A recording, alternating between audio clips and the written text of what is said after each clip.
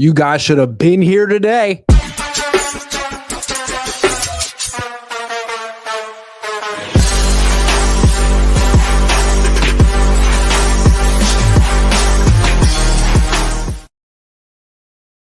What's up? It's 4 o'clock on the West Coast. Welcome to my instant reaction to week 1 of 49ers OTAs. It was a big practice today. I feel like the last couple of years, OTAs have been getting softer and softer here. And maybe it's because the Niners had such long seasons prior, but now they have no excuse. They've been off for freaking months, and they really had a full practice today, 90 minutes, 7-on-7s. They even did 11-on-11. Now, they didn't wear their helmets because Kyle Shanahan didn't want people to go too hard on the first day, which was smart. So I just want to commend Kyle and the team, the players, for putting their best foot forward and having a worthwhile practice. They got better today. So that's the little preamble. Let's start with the news. Ricky Pearsall wasn't there.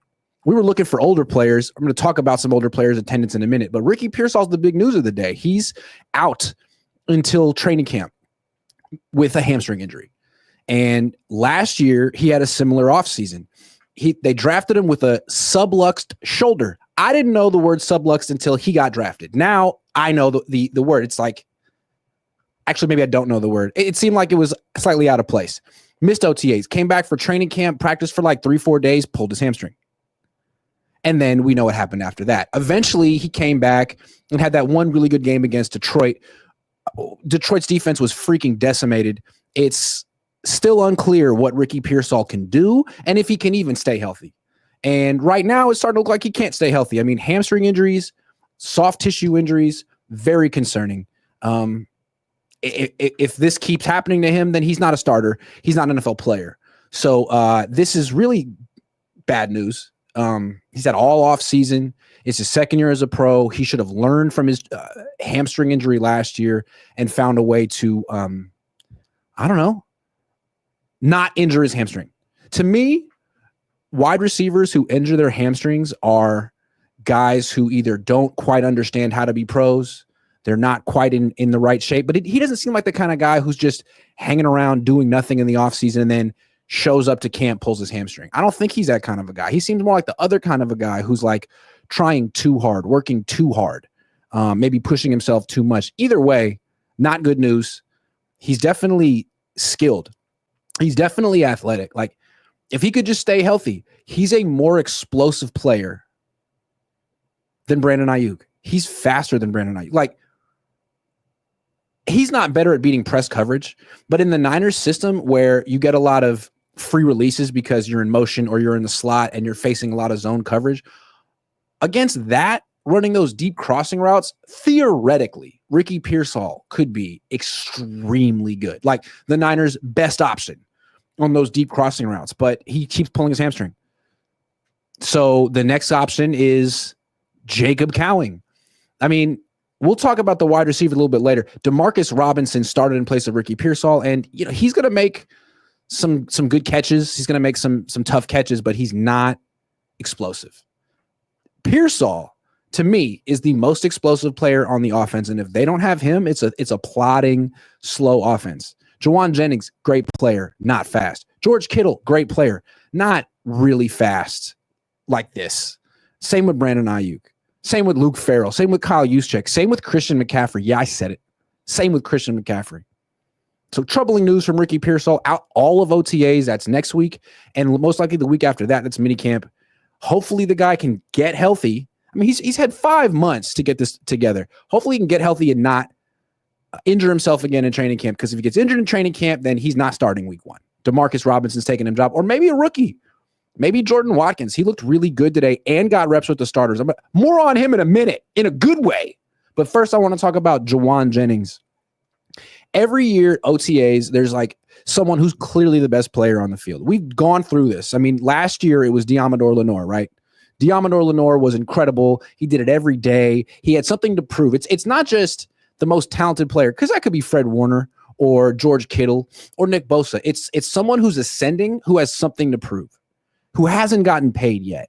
That's usually the guy who shows out at an OTA. And then last year it was Lenoir, and it translated.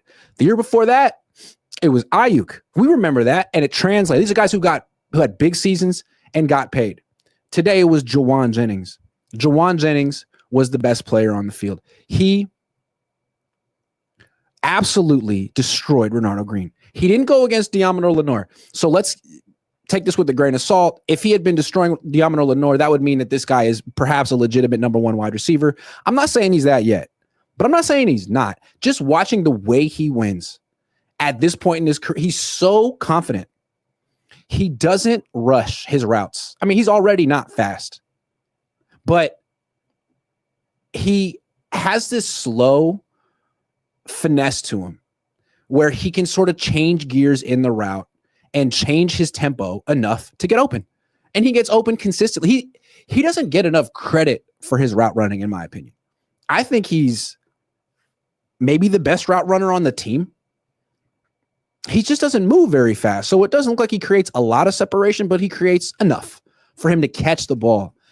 Watching him run around as the number one wide receiver on the team today in his prime, watching him wear that number 15, it just reminds me of Michael Crabtree.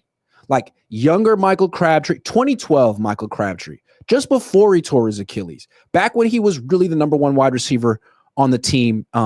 Really, it was Vernon Davis's team, his offense, and then Michael Crabtree ascended and took it from him. Michael Crabtree probably tested faster than Jauan Jennings, but I don't know that he played faster than Jauan Jennings. Both guys would give you about 12, 13 yards a catch. Both guys had really long arms.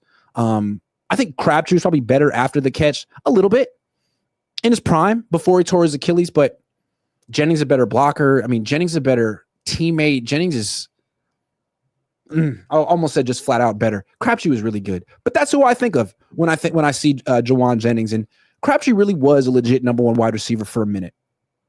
So I just want to give him credit.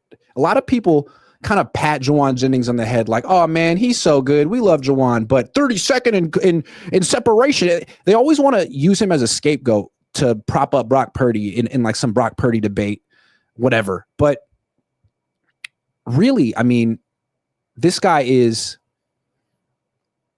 one of the better number two receivers in the league. He was a number three behind guys who were worse than him. Now, I mean, I think he might be, I'm not sure. I'm not saying he's one of the better number one wide receivers in the league, but I think he's a number one receiver. At least he looked like it today against Renardo Green, who really struggled. But yeah, I'm looking at bigger Michael Crabtree. Is that blasphemous? I don't think it is, man. And Michael Crabtree's best season, 2012, he had 85 catches for 1,100 yards and 9 touchdowns and 57 first downs. Now, that's a better season than Jauan Jennings has put together, but not that much better. I mean, Jauan had like 1,000 yards last year and 6 touchdowns and 77 catches and like 45 first downs. I mean, it was similar. And he wasn't getting all the targets that Crabtree used to get. Crabtree got 127 targets in 2012. In 2011, he got 115, which is about what Jennings got last year, and he had 874 yards. So a little bit older than Crabtree on the Niners, but maybe a little bit better. Ashley says, wouldn't it be important for Trent to be there and practicing, not just for himself, but for Nick Bosa? How is Bosa supposed to improve if he's not going against someone who's really challenges him? That's a good point. Now, offensive line and defensive line don't really go against each other much in OTAs because there's no pads. But like Kittle brought it up today. He's like, look, all of us, he said 99% of the vets are here because it's really important. We have so many young guys on the team. We need to show them how it's done, how you practice, how you be a pro, how you prepare. That's what George thinks he's doing out there. That's why Fred is here. That's why Bosa's here. I mean, Bosa generally doesn't come. Bosa lives in Florida. He got off his freaking ass to come across the country and show Michael Williams how it's done. God love you. I take my hat off to you, Nick. Sincerely. And shame on Trent Williams. Let's talk about Trent Williams right now. Trent Williams didn't show up. I had a feeling he wouldn't. If you've been following him on Instagram, I mean, he's not posting anymore, but he's getting tagged. And he's not in California. He's going back. He's floating back and forth between Houston and Miami. Don't know why. There was a clip that surfaced yesterday of him working out. A lot of people posted online as in like some type of definitive proof that he's here and playing for the 49ers. But it's pretty clear that Jim was in like Houston or something. And I think it's pathetic that Trent Williams isn't here, unless there's something I don't understand. And like, remember, I told you guys that I heard something about Trent, and I don't want to share it yet because it's kind of, I don't know what to make of it. I will say that I heard something. That's why I've been so suspicious about whether he's going to play for the 49ers this year. I don't think he's retiring, but I'm not certain he's going to play for the 49ers. What if he requested a trade too? I don't know. They couldn't trade him before June 1. It'd have to be after June 1. So, I don't know, man. He didn't show up. I don't get it.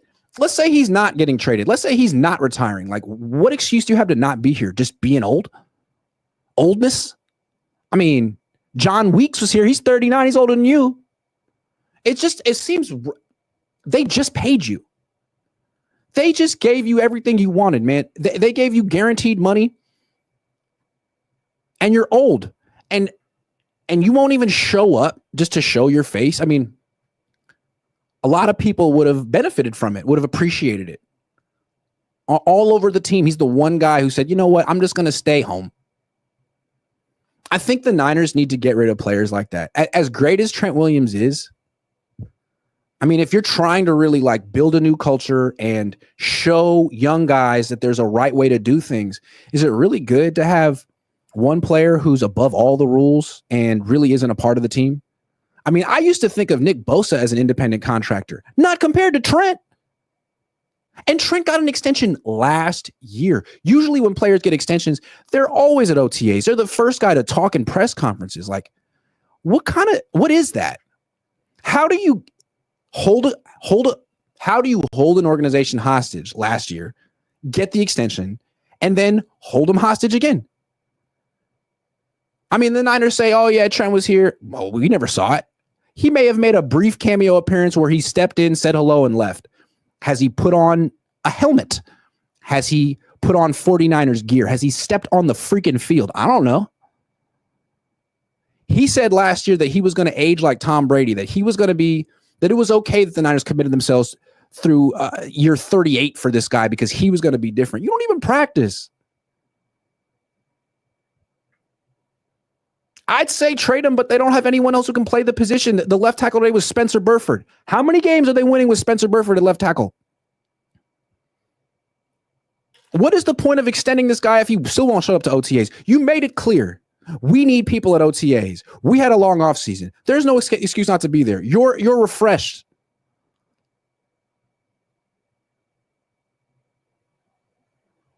I don't know. I think if you're doing a reset, and you're trying to figure out who really is going to be on this team in the future, who wants to be here, I don't think it's this guy. And I think at this point in his career, it's a waste of his time and a waste of the Niners' time to have him out there if they're not serious Super Bowl contenders. Now, obviously, you don't want to take him away because you just paid Brock Purdy, and if he gets hurt because he gets hit from his freaking blind side, you're going to feel stupid. But he's going to be 37. You're not Super Bowl contenders. You're not. Next year, maybe. I mean, here's how you know the Niners aren't Super Bowl contenders. They have the third most cap space in the league, and they're not signing anyone. Excuse me, psych, they signed a punter. If they really thought they were a player away from winning the Super Bowl, they'd go sign an offensive lineman or someone, and they won't because their year is next year. So what is Trent doing? Why does he need to waste his age 37 season here on a team that's resetting? Trade him to the Texans or the Dolphins. I think that's where he wants to go. That's where he's hanging out. And, get something. But you got to get rid of players who don't want to be here, who aren't all in. And he ain't. Sorry. That's how I feel. Christian McCaffrey was there. Let's give Christian McCaffrey credit. I mean, all these vets, he wasn't there last year. He wasn't at OTAs last year. He wanted an extension, and he got it. So he kind of held the organization hostage. He kind of ruined OTAs. Maybe ruin's a strong word, but he kind of ruined OTAs. Yeah. And then this year, all the veterans except Trent Williams, the veterans who care, showed up, including him. He was on the field. He did 7-on-7. He did 11-on-11s. Salute, man. You didn't do that last year. This is what this team needs. This is a good sign that things are moving in a positive direction.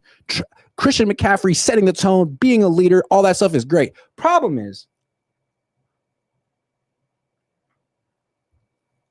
there's more at stake for Christian than just his participation in leadership. We also have to see if he's regained the burst and explosiveness that he had in 2023 and he didn't have in 2024. And I think a lot of people say, well, if Christian's healthy, the Niners will be fine. Well, he was healthy last year. He wasn't healthy week 1, but he was healthy when he came back. Week 10, he took his time coming back. Remember, week 1, he was listed as questionable. Niners thought there was a 50-50 chance he could play week 1. He did not play week 1. And he decided he was not ready to play until week 10. Took his time. He was cautious. This is serious. If he came back too soon, he could rupture his Achilles, and that's an injury that could end your career. He didn't want to have the Dre Greenlaw injury, so he was cautious. I would have been as well. When he came back, he was good to go. He was as healthy as he could be. And he averaged 4 yards a carry. He forced 5 missed tackles in 4 games, and he topped out at 17.4 miles per hour. In 2023, he would routinely hit 20 miles an hour in a game. He's one of the faster players in the league. And that's what he needs to be elite. He's not Derrick Henry or Saquon Barkley. He's not a guy who can like age gracefully or like Frank Gore. His game is based on speed and agility. He's not going to be pushing piles at 32. Once the speed and agility go, he's just an ordinary running back. And you know what? That's what he was last year. An ordinary running back. Jordan Mason was a better runner than Christian McCaffrey last year. Now, Christian's still a good receiver, and that's going to keep him in the league. He could be Austin Eckler. He could be a scat back backup. But for him to be the offensive player of the year, man, he's going to have to be not only elusive, but fast in the open field when he gets some daylight. And today, it's 11 on 11s. There's no helmets. There's no tackling. So even if he catches, gets a pitch to the right and someone tags him in the backfield, he keeps going. And eventually he gets in the open field and you can see him open up his stride and run. And I've seen Christian McCaffrey open up his stride and run a lot in my life in person. And he used to have a 5th gear. He used to be not Raheem Mostert fast, but clearly 4.4 speed fast. And I just don't see it anymore. I didn't see it last year. The numbers backed it up. I didn't see it today. I'd be shocked if he hit more than 17 miles an hour today. He just doesn't. It's either he doesn't have the 5th gear anymore, or he's afraid to put it into 5th gear because he thinks he might rupture his Achilles, or he's pacing himself. One of the 3 things. Or I'm wrong. One of the 4 things. Take it with a grain of salt. I don't have a freaking stopwatch. I don't know. I'm not CHP. I don't got my radar on him, but I've been doing this for 15 years. I've seen Christian McCaffrey a lot. He looks slower. And I don't know why we would expect him to all of a sudden be super fast. Achilles tendonitis doesn't go away. Having a full off season to train doesn't mean that an overuse injury is going to go away. It's an issue. And at this point, he might be someone who could play 16, 17 games and maybe catch 50, 60 passes and have a lot of value as a receiver. But as a running back, I think the days of him averaging 5 yards a carry are over. The days of him having 15 to 20 carries a game are over. I think he's a guy that has to split time with someone. And I think that's why the Niners wanted Cam Scatterboo. I think they thought they could get him in round 4. They were wrong. And now they got Jordan James and Corey Kiner, and they don't know which guy they even like. I do not think Jordan James was their first choice. I think Cam Scatterboo clearly was their first choice. He said he thought he was going to the Niners. Thought they were going to take him with the 100th pick, but I'm guessing, have a feeling that someone in the Niners organization told Kyle Shanahan, you're never allowed to draft a running back in round 3 again. You got to wait till round 4. So they tried. They had pick 113. He went pick 105 to the Giants. So now the Niners have Christian McCaffrey, no Jordan Mason, Jordan James, who may make the team, Corey Kiner, who may make the team, and Patrick Taylor Jr., Isaac Guerrero. A worse running back room than last year. And Christian McCaffrey's a year older, and he still looks slow. But maybe I'm wrong. Hoping I'm wrong. Actually, I don't root for the 49ers. I'm hoping I'm right, just to be right. I don't root against Christian McCaffrey. It'd be nice for him to, be happy. I want people to be happy. I also don't want to be wrong. One more person who didn't show up. Brandon Aiyuk. I mean, yeah, he's hurt, and yeah, it's voluntary. But Malik Mustafa showed up. That dude is 22 years old.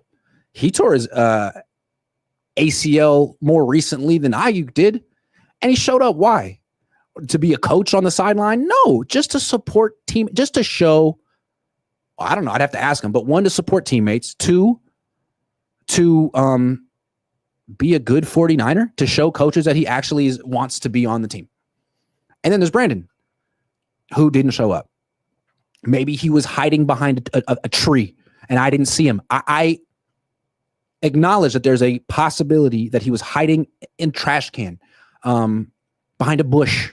Maybe he was like in Looney Tunes where he put the bush over him and he would like walk around and I didn't see him. That's possible.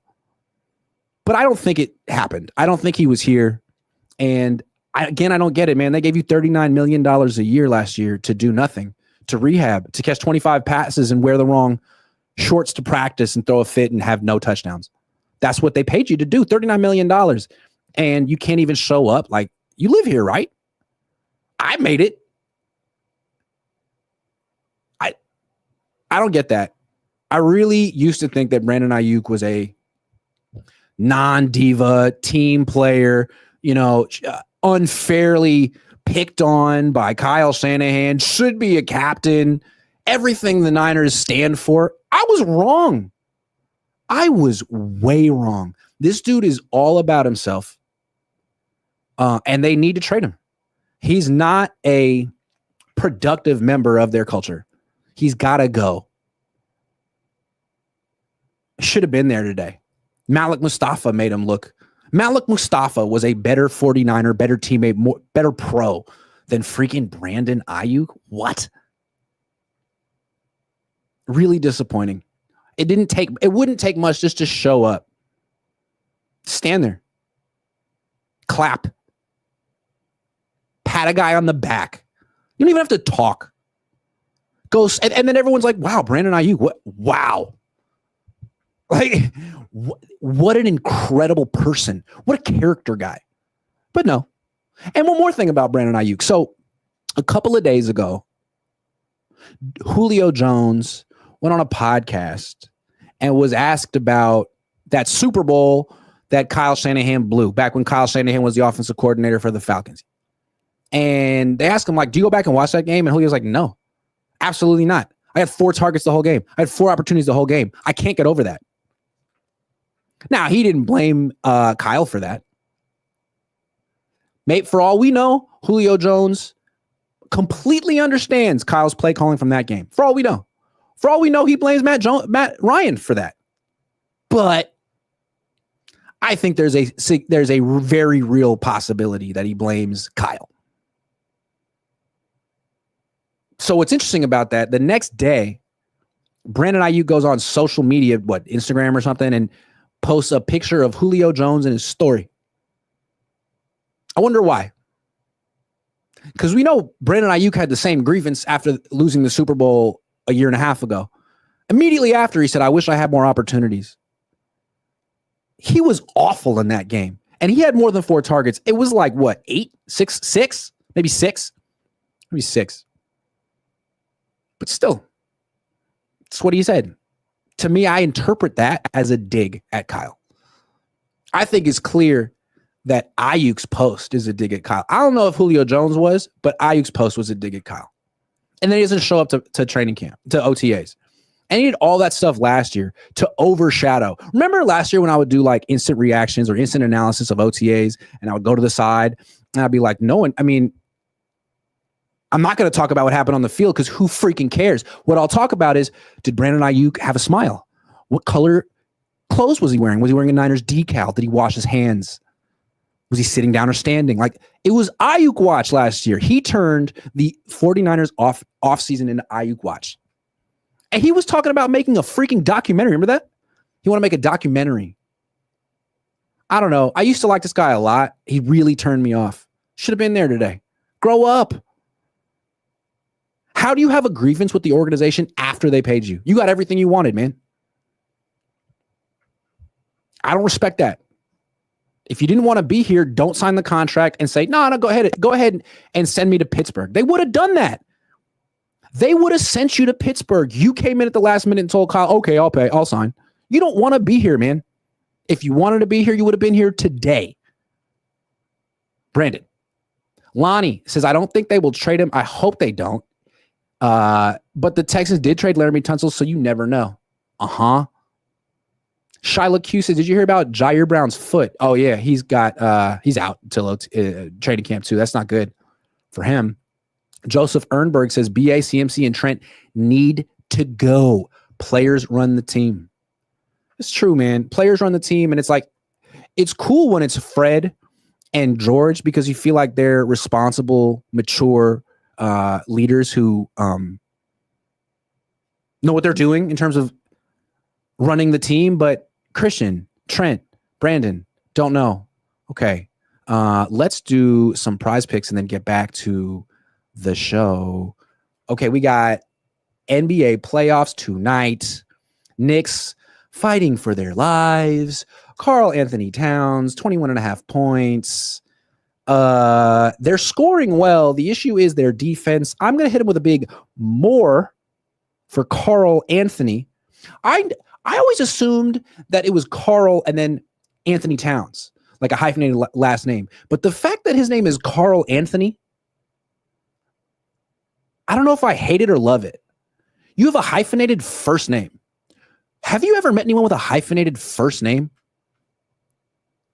Hi, my name is Grant Carlos. Please call me both. It's not just Grant. No, it's Grant Carlos. It's a family name. Karl Anthony. Hate that. No, I think I love it, actually. I just changed my mind. Jalen Brunson, 30.5 points. That's a lot. But again, they're going to need a lot of points from him, and I still think they're going to lose. So I don't know what voice I'm doing. Christopher Walken? Okay, I'm going to do Christopher Walken voice for the rest of my picks. Tyrese Halliburton, man, he's phenomenal. He's so good. The way he shoots a basketball and passes it to his teammates. I get a kick out of watching him play. I think that maybe 21 points is low for a man like Tyrese. I mean, look at his face. Look at his jawline. I mean, that is a premium basketball player. That is a playmaker and a shooter and a cold-blooded assassin. I mean, I would never bet against Tyrese. He's incredible, Mr. Halliburton. I'm going to take the more on Tyrese. Pascal Siakam, he used to play with the Raptors. He's incredible. Don't know why they got rid of Pascal. He was so good for them. Now look at the Raptors now. 20.5 points for Pascal. I mean, it's nothing for Pascal, but he's a little bit on and again. Look at him. He's a little bit on again, off again. And I don't want to put my confidence in a player who's so mercurial the way Pascal has been for years. So I'm going to go less for Pascal tonight in this basketball game that I'm going to watch alone, maybe in my house while I eat dinner, maybe some duck. That's terrible. Okay, that's my lineup. I'm flexing it. I'm submitting it as Christopher Walken. You can download the app today. Use promo code COHN, play $5 and win 50 instantly. Was my impression good? I don't know what you guys think of that. You guys don't even know who Christopher Walken is. All right, Brock Purdy. What did Brock Purdy do today? Brock Purdy, I mean, we're not going to overanalyze Brock Purdy. He's been in the league a long time. We've seen him in games. It's practice, right? So what's interesting to me about this is like, how has he changed? What's different about Brock now that he's been paid? Now that he is no longer the precocious, that's a good word, the precocious up-and-comer. No, he's the highest paid player in the team. He's the leader. He's the face of the franchise. You make 3 times as much money as Kyle Shanahan. You got to be really good. And the thing about Brock is that he's not. I mean, at least in practice, we've seen him in practice. He's not the greatest practice player. He's going to throw picks. He's not going to make a ton of plays. He's more of a playmaker during actual games when he can scramble because in my humble opinion, because it's so humble, he's a better runner than passer. He's a hell of a scrambler, a hell of a leader, and he's decisive. But in terms of throwing a football, I mean, it's not the best. He's all right. So today, threw a pick 6. That's nothing new. That ain't new, baby. That ain't new. He's done that so many times before. I'm not going to knock him. I mean, that's kind of his process. He comes to camp, he throws pick sixes, sees what he can and can't get away with. So fine. All right. You know what I mean? It was pick six. It was 11 on 11. It was a play action pass. He rolled to his left. Super lazy too. Like flipped it off his back foot, pop fly. Almost felt like he was messing around. Tried to throw the ball to George Kittle, who jumped and got intercepted by Trey Brown, who's like 5'10". So, not the kind of like blase blah play you want to see from the dude you just paid $53 million a year. Like maybe take it a little more. So earlier in the practice, and this is something I noticed from Kaepernick too. When Kaepernick got paid, all of a sudden he changed. Because remember, when Kaepernick first started playing, he was like, well, it's not really my team. It's Alex Smith's team, and he's the veteran, and I'm young, and I don't really want to talk too much. He didn't really say much when he first started playing. Then they gave him an extension in 2014. I'll never forget. OTAs, I want to say. Maybe it was training camp. Threw a ball to Quentin Patton, and it was a shit throw. It was a shit throw. It's Kaepernick. He wasn't the most accurate guy, and he had no touch. And he just missed them. And so instead of like saying, hey, that was on me. Bad throw. Reams him. Just starts screaming at Quentin Patton. And I forget the exact words he said, but it was like, you gotta do this, and you gotta be here, and you gotta do that. And Quentin Patton just stands there with his hands on his hips and nods his head like, like he's in the military and he's respecting rank. Okay, you're the quarterback. You just got paid. I'm Quentin Patton. I'm not going to get paid. I'll let you do this to me. And they were friends. But to me, it seemed weak. It's like, man, we all saw the throw. It sucked. And you're just going to yell at Quentin Patton because, one, you can. And two, you think that's leadership? So to me, that always felt like the beginning of the end for Colin Kaepernick. Like, no one on the team respects this. They know that you're deflecting, and you really haven't earned the right to scream at people. Like, you're not that good. You're not Tom Brady. You're not. So bring back to Brock today. That's not Brock. Brock doesn't ream people like Kaepernick did that day. But today, he threw a pass over the middle to Jauan Jennings, who was freaking incredible today. Best player in the field. It's a dig, like a square in route from left to right, if you can visualize it. Jauan Jennings running across the field, about 15 yards downfield. Does it all the time. And the pass was just out in front. He's not the fastest wide receiver.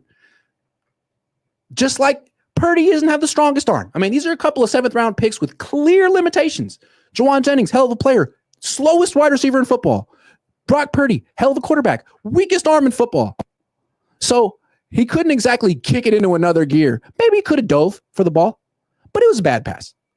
You know what I mean? And again, that's where Purdy could have been like, hey, Jauan, I got to give you a better ball. Instead, yells at him. Kittle talked about it after practice. Fine. Maybe Jauan liked it. But point the finger at yourself, man. It was a bad throw. And that's not leadership. And that's not you. That is not you. It's an inauthentic thing. When Kaepernick did it, it felt forced. And when you did it today, it felt forced. It felt as forced as that pass. No, actually, the pass to Jennings was not forced. He was open. The pass to Kittle was super forced, the pick six. So I don't know. It felt a little inauthentic, and I noticed it. But I mean, he's still a good player. But you're curious, how is money going to change Brock? And I don't think he's all of a sudden going to be wearing grills and chains, although I would. I think it's going to be more in how he talks, how he addresses teammates. And he should work on this because you don't really want to point the finger at a player who's better than you when you're at fault. You don't. Friendly piece of advice. Ethan M says, vague question, what's the vibe of the team this season? It's a super vague question, man. Ethan. What do I look like, Ethan? A vibe connoisseur? No, I don't know. The vibe, honestly, seems to be that they're serious. They all came to OTAs willingly. I mean, Nick Bosa was here.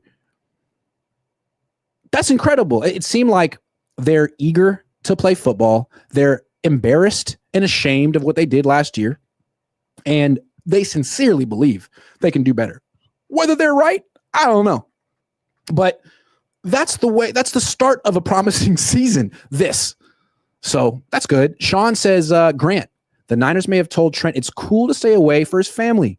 Also, BA has the same criticism of KS as you do. Y'all on the same side, relax. That is true. BA and Julio are dropping nuggets. It's true. BA's complicated, and I do think he has a perspective, and I think I agree with it. Still, you have an obligation. There is a professionalism you have to uphold, and I think it's bare minimum, man, to show up. You don't have to go over to Kyle and hug him. You know, like, it doesn't take anything away from you to show up. Actually, it makes you look better. It does. But I feel you, Sean. Let's keep going. Mac Jones. First look at Mac Jones. Here's my honest impression of Mac Jones. One, they're installing the offense for him now. This is his first exposure to the offense. So I don't expect him to drop back and cycle through his progressions quickly, get the ball out of his hands on time, and go and put the ball where it's supposed to go every time. I don't. I think that's unrealistic to expect. He may not even get there until next year. I mean, Sam Darnold didn't look like that when he was here, and then we saw what he looked like in Minnesota. That being said, he was 7 for 8 in today's practice. And it was interesting. Kyle is so invested in Mac, right? This is the guy he wanted in 2021. He brought him here now. When Brock is on the field in the pocket, Kyle watches behind him. Doesn't say a damn word. Well, not that I can tell. When Mac's on the field, Kyle's standing behind him, watching the play, pointing at where the ball should go and yelling, almost trying to help him. That's what I perceive. There, cowing. And I noticed that he was either late getting the ball to where Kyle wanted it to go, or he would just throw it somewhere else entirely. There was one play at the end, his last completion. He looked right, looked left, checked down to his left to Corey Kiner, and completed it. When he completed it, Mick Lombardi lost his mind. Like, took his hat off, put his head in his hands. No idea where the ball was supposed to go, but clearly it wasn't supposed to go to the flat. There was someone open down the field, and he missed it. So I'm not saying he's taking Brock Purdy's job. Maybe he doesn't process well. Maybe he's just learning the offense. What I will say about Mac is he really throws a nice ball. He's taller than Brock. He has a quicker release than Brock. He has a stronger arm than Brock. He's more accurate than Brock. Does that mean he's a better quarterback than Brock? No. He may not be the pro that Brock is. He may not be the leader that Brock is. He may not be we know he's not the scrambler that Brock is. And those things are really freaking important. But just in terms of the arm and the ability to see the defense, I got to give it to Mac. And I'm really curious to see what Mac's looks like in training camp the second time they install this, where he's got a better feel for the words and the combinations of the routes and everything. And maybe he'll get some reps with the starters. I don't know. But I thought today was a promising first day for a backup quarterback. I could see why he was a first-round pick. He's got a good arm.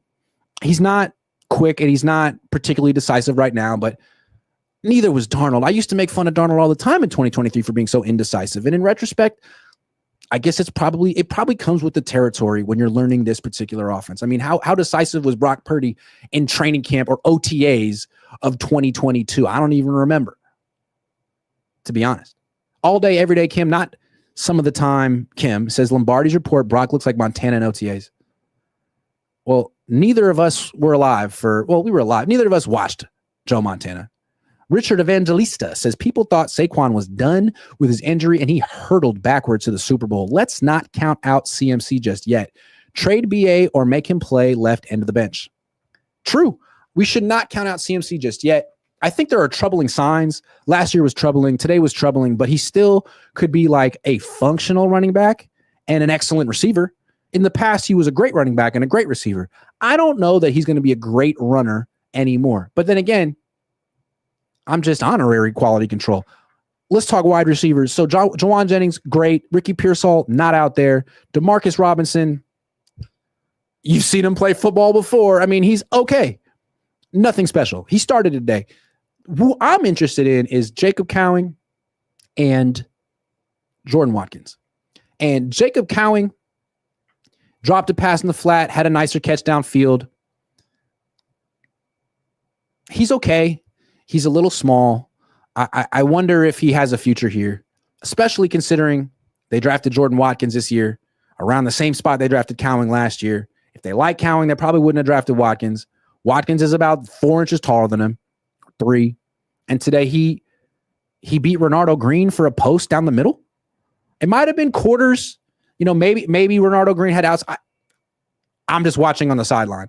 Maybe it was quarters. Maybe Renardo Green had outside leverage. Maybe the free safety got, sucked up into underneath coverage, and still, it was a nice route. He's a deep threat. He's got good size. I'm guessing when the pads go on and the contact is live, he'll be a pretty good end around guy, jet sweep guy, maybe even a punt returner. He looks so much more explosive than Junior Bergen. He's promising. I got to say, the fact that he got reps with the starters today, the fact that he caught a deep touchdown today against the starting corner, that's what you want to see in OTAs. That's what I come for. That's the kind of stuff that you got to write down. Oh, Jordan Watkins beat Renardo Green for a 40-yard touchdown on a post route. I've been doing this for 15 years. A lot of rookies don't do stuff like that. Debo didn't do stuff like that as a rookie. You know who did stuff like that as a rookie? Aiyuk. Ricky didn't. Jauan Jennings didn't. Jauan Jennings was awful in practice for years. He's coming into his own now. Jordan Watkins did something today. Dante Pettis didn't do this. Jalen Hurd didn't do this. I'm impressed. I formed snap first impressions on players. And this was my first time seeing Jordan Watkins in 7-on-7s. And he won. And he beat starters, and he played with the starters, which makes me feel like Kyle likes him. Kyle's seen something. That's the kind of stuff I saw from George Kittle when he was a rookie. All of a sudden, he was getting, not only playing with the starters and OTAs, getting lots of targets and catches. I'm like, oh, okay. Kyle likes him. He's in the plans. I think Kyle likes Watkins, and he's in the plans. And if Pearsall misses more time, if Demarcus Robinson continues to be as mid as he's been, maybe this guy gets on the field. Again, if he memorizes the verbiage. Jordan Watkins, stock up. Impressed. Then let's talk linebackers. So Fred Warner was there because he takes his position of captain and leader freaking seriously. He was there, didn't practice. So who was the best linebacker out there? The answer is D. Winters.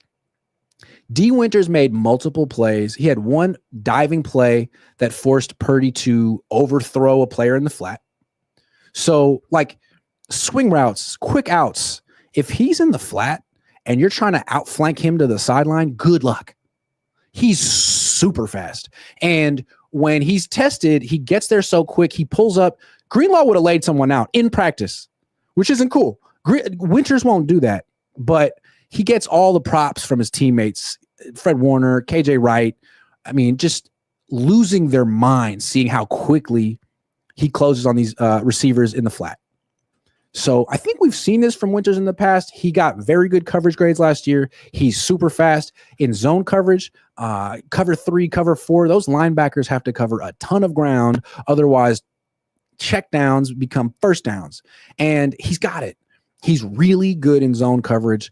He's entering his 3rd season on the team. He looks like a guy who could be, Nick Martin's going to have to play really, really well to take that spot from D. Winters this year. But what I will say about Winters, the issue with him has never been coverage. We know he's good in coverage. The issue with him is run defense. And I can't tell you that he has improved in run defense. They didn't put on pads today. They didn't even wear helmets in 11-on-11s. So I don't know. We'll see how violent he is in preseason when it comes to stopping the run. Is he overrunning his gap? Is he staying in his gap? Is he making plays in the backfield? Or is he making tackles freaking 8 yards downfield?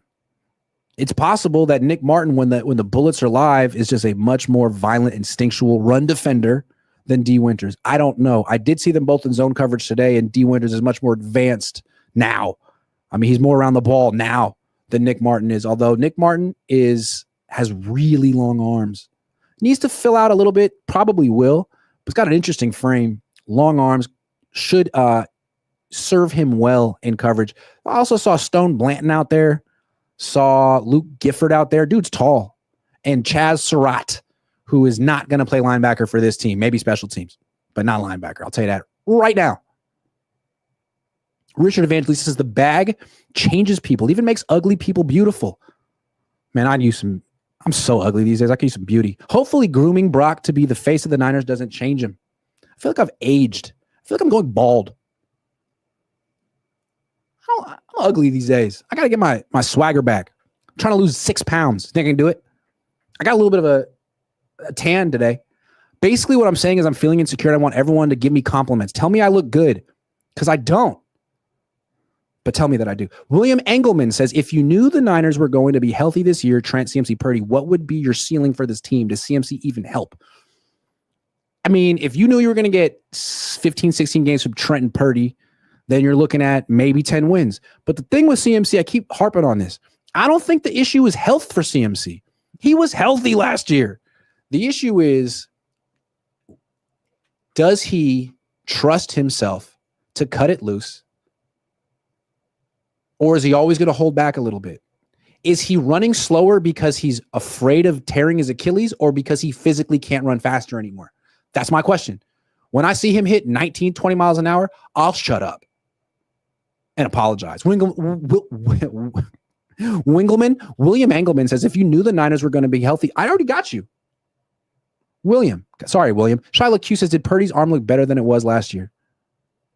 No, it looked like Purdy's arm. I'm sorry, Shyla. Let's talk one more position group. Safeties. So Malik Mustafa showed up to practice, watched, good teammate, but he's not going to be out there for a while. He won't be out there in training camp.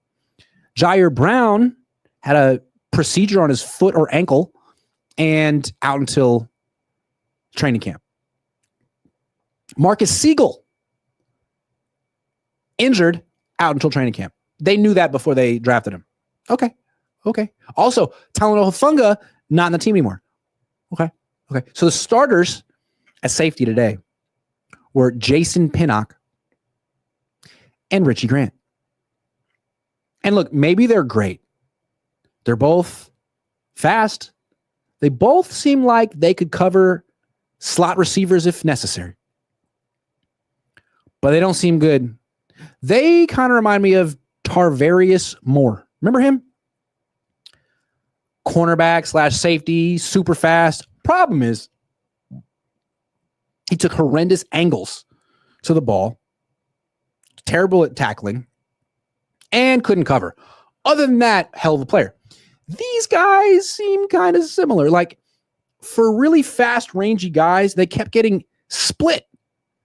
There's too deep coverage, post after post right between them. It's like, what's going on? So maybe those guys are just,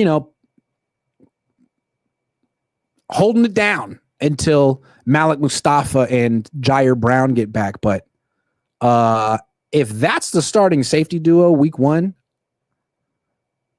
Niners could lose. Like that's the worst safety duo in the league. And I just want to point out the Seahawks, no one takes them seriously because of Sam Darnold. But they won 10 games last year in their first year with that head coach, Mike McDonald. They had the best defense in the division last year in terms of EPA per play allowed. That's going to be a tough game for the Niners to score. Last time they faced the Seahawks, they scored 17 points. So the defense is going to have to play well. And if both safeties are problems, I mean, we saw that last year in Minnesota week 2. Freaking George Odom playing safety. Oh, he was out today too, injured. George Odom playing safety, giving up that long catch, that 99-yard touchdown catch to Justin Jefferson. Are we going to see more of that stuff? Because it seems to me like, let's say, you have Pinnock and Grant at safety and Lenore and Green at cornerback. All the other team has to do, let's say the other team comes out in 10 personnel, 4 wide receivers, 1 running back, and they run 4 verticals. So all 4 receivers on the line of scrimmage, 2 by 2 run verticals, go routes. It's quarters. That means the 2 safeties and the 2 corners are manned up on the 4 receivers and they're covering go routes. So I think that's why Robert Saleh wants safeties who are also nickelback, safeties who can run, because it's so easy to isolate them man-to-man in quarters, which the Niners play a lot. So I don't know if Jair Brown can play in this system. I don't know if Talanoa Hufanga could have played in this system that Robert Saleh's bringing back and evolving. We'll see. So I can understand why he wanted Pinnock and Grant. It just doesn't seem like they're good. So another reason I'm a little skeptical about picking this team to do anything serious this year. I mean, we got Pinnock and Grant on the field at the same time. And while Richie Grant has a great name, love the name, I don't know about his game. I just don't. We'll have to see. But with a name like that, he's got potential, I got to say. All right. D-line, I mean, the thing about D-line, like, no pads, no one-on-ones. So, I don't know. Michael Williams, let me get back to you when the pads go on and I watch him do one-on-one pass rush drills every day. He's going to be going up against Spencer Burford and Colton McKivitz. Can he win that matchup? If he can't beat those guys, I got issues. But we're months away from that. What is troubling me about the D-line is that Alfred Collins isn't out there. He has a calf injury. He injured it in his pro day. Niners knew this. He wasn't out there for rookie minicamp. He wasn't out there today. I don't know, man. He's Trent Brown's cousin. Trent Brown was in and out, not always the hardest worker. I wonder what's going on here. I don't know. He's so important to them. They drafted him so high with other good players on the board that he needs to be good, and he's not even out there. So that's troubling. CJ West out there looking good. I mean, out there. I haven't seen him compete yet, but he's doing his thing, and I respect that. Same with Michael Williams. But Alfred Collins, gonna need to see him out there soon. Did I see Stone Blanton? Yes, I saw him. I got eyes on Stone Blanton. Did I see him make a play? No, but maybe he did and I didn't see it. I'm open-minded. He seems more promising than Chaz Surratt. Don't know why they got Chaz Surratt. Good name, though. Chaz. What's that short for? Charles?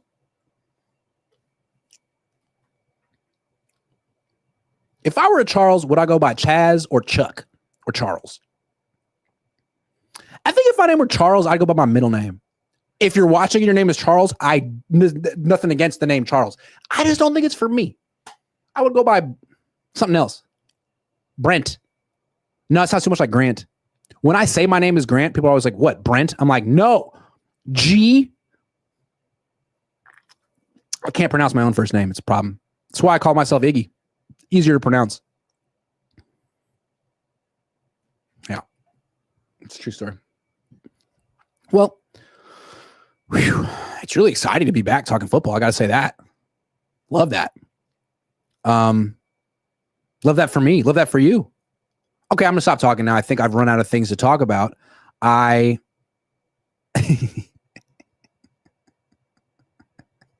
Jono says my last name is Norris, so if I was Charles, I'd go by Chuck. Chuck is a strong name. Chuck's an all-American name.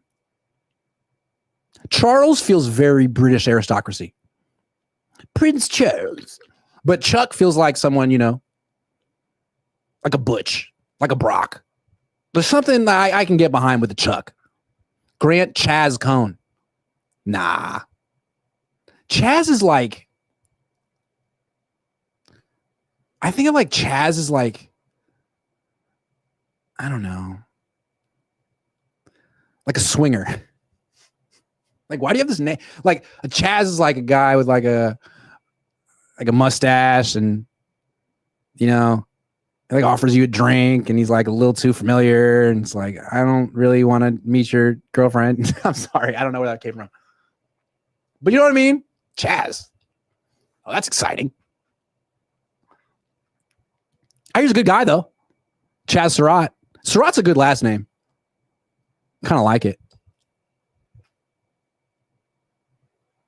Okay, that's it. The show is over. I need to go find Chaz Surratt and give him a personal apology. I like your name, and I think it's terrific. Thanks for watching, and I'll be back tomorrow. We'll do a lot of streaming tomorrow. Yeah. We're going to talk about football. The Niners in particular.